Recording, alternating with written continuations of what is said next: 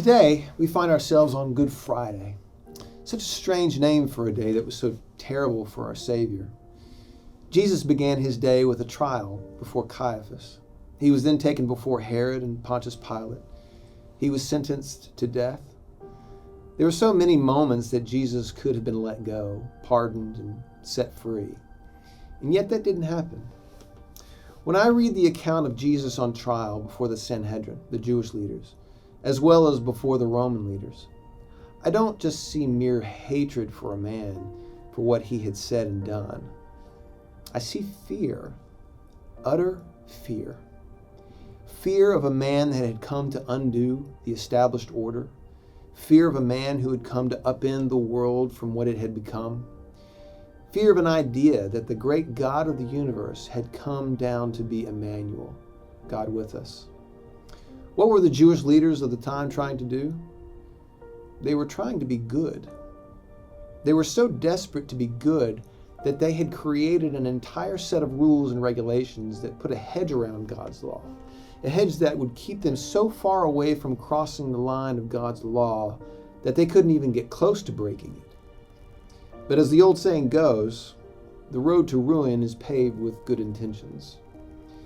The unimaginable and tragic irony was that all of their attempts to be good, all of their man-made rules for holy living, so much of their ideology designed to bring them closer to God would ultimately lead them to kill God, the one they longed to know.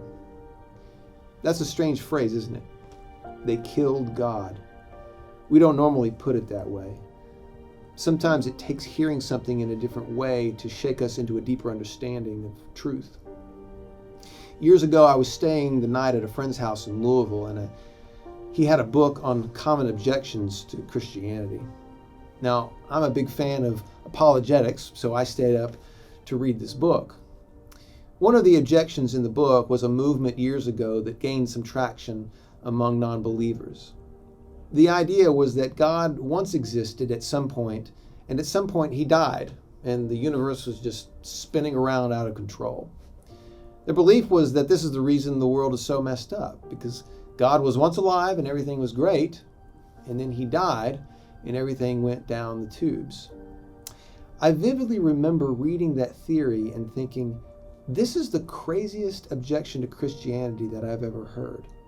That God died? That is so utterly and completely stupid. God can't die. He's God.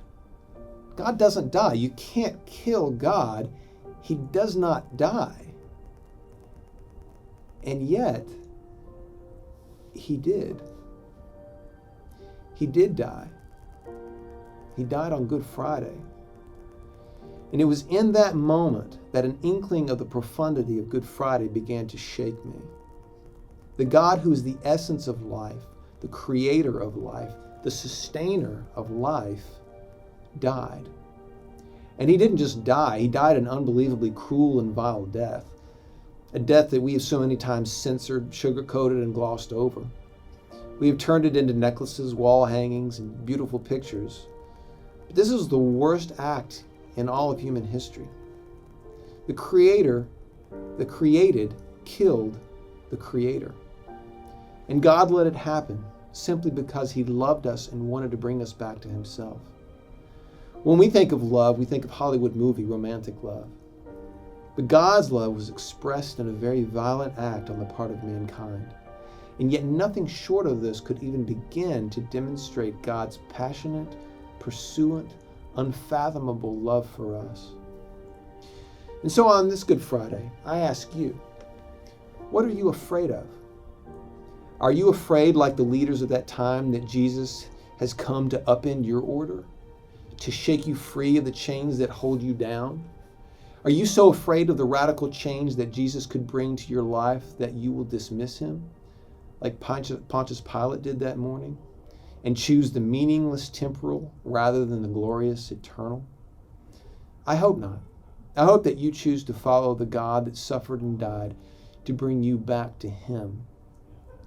But if you do, I warn you, you better hold on for dear life. Or maybe let go for dear life is better. Because if you do, he will shake you free to run wild with a hope that is greater than anything you've ever known.